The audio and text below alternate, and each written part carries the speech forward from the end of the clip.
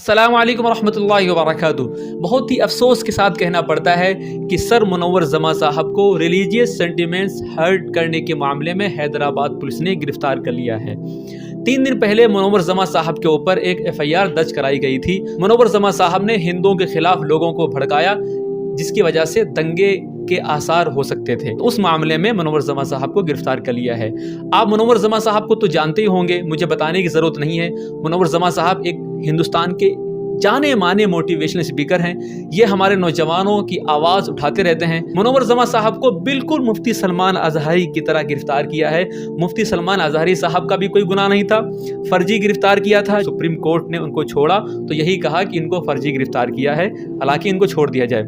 इसी तरीके से मुनव्वर जमा साहब को गिरफ्तार कर लिया है। जो फ़िरका फैलाने वाली जो बड़ी बड़ी ताकतें हैं, ये मुनव्वर जमा साहब को इसी तरह गिरफ्तार करना चाहती हैं जैसे मुफ्ती सलमान अज़हरी साहब को गिरफ्तार किया।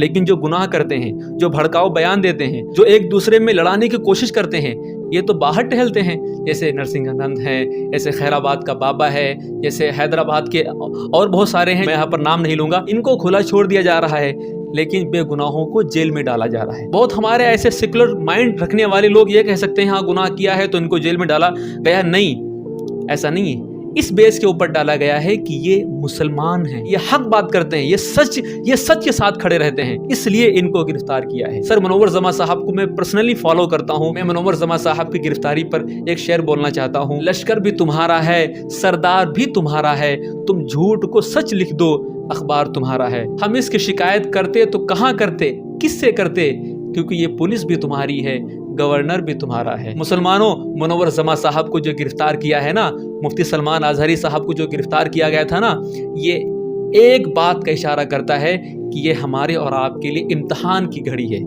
ये इम्तिहान की घड़ी है। अब इसमें हमारी जिम्मेदारी है कि इसमें हमको पास होना है या फेल होना है, हमें सच के साथ खड़े होना है या फिर हमें बुज़दिलों के साथ में खड़े होना है। एक और बात मैं आपसे कहूँगा कि सच बोलने वाले हमेशा जिंदा दिल लोग होते हैं। तिरमिज़ी शरीफ की हदीस है कि अल्लाह के नबी ने फरमाया कि एक वक्त ऐसा आएगा कि इस्लाम के ऊपर चलना इतना मुश्किल हो जाएगा जैसे आग के अंगारे को हाथ पर रखना मुश्किल होता है, इतना मुश्किल हो जाएगा।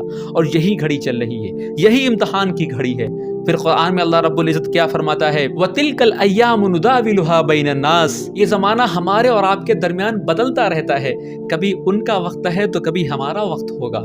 लेकिन जब हमारा वक्त होगा तो हम जुल्म नहीं करेंगे, हम सबको साथ लेकर चलेंगे इंशाअल्लाह। आखिर में चलते चलते मैं आपसे एक बात कहूँगा कि आएगा एक दिन ज़रूर आएगा, जो हक बोलेगा उसे गिरफ्तार किया जाएगा।